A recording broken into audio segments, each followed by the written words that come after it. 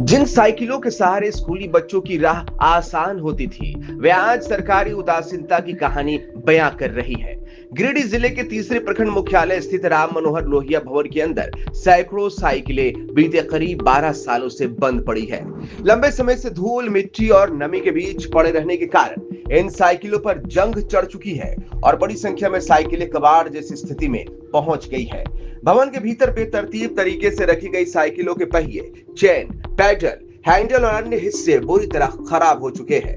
कई साइकिलें मलबे और गंदगी के बीच दबी दिखाई देती है। वर्षों तक देखरेख और रखरखाव नहीं होने के कारण इनका दोबारा इस्तेमाल कर पाना भी मुश्किल नजर आ रहा है।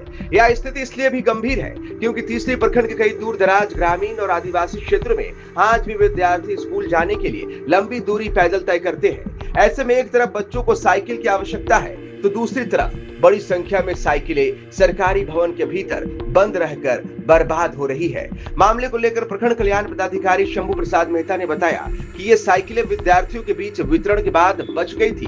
उनके मुताबिक संबंधित वितरक कंपनी ने इन्हें राम मनोहर लोहिया भवन में रखा था और इसमें प्रशासन की कोई गलती नहीं है। हालांकि अधिकारी के जवाब से मामला समाप्त होने की बजाय कई नए सवाल खड़े हो गए हैं। यदि साइकिलें वितरक कंपनी की थी तो सरकारी भवन को इतने लंबे समय तक गोदाम के रूप में इस्तेमाल करने की अनुमति किस स्तर से दी गई? कंपनी को साइकिलें हटाने के लिए नोटिस क्यों नहीं दिया गया? भवन खाली कराने और सरकारी संपत्ति को सुरक्षित रखने की जिम्मेदारी किसकी थी? यह सवाल भी महत्वपूर्ण है कि वितरण के बाद बची साइकिलों का आधिकारिक रिकॉर्ड तैयार किया गया था या नहीं? कितनी साइकिलें भवन में रखी गई, उनमें से कितनी अब भी मौजूद है और वर्तमान में उनका वास्तविक मालिक कौन है? इन सवालों का स्पष्ट जवाब सामने नहीं आया है। यदि ये साइकिलें इस्तेमाल योग्य थी तो विभाग जरूरतमंद विद्यार्थियों की पहचान कर इन्हें दोबारा वितरित करने की दिशा में पहल कर सकता था। समय रहते मरम्मत या निस्तारण की कार्रवाई होती तो लाखों रुपए मूल्य की सामग्री इस तरह जंग खाकर बर्बाद नहीं होती।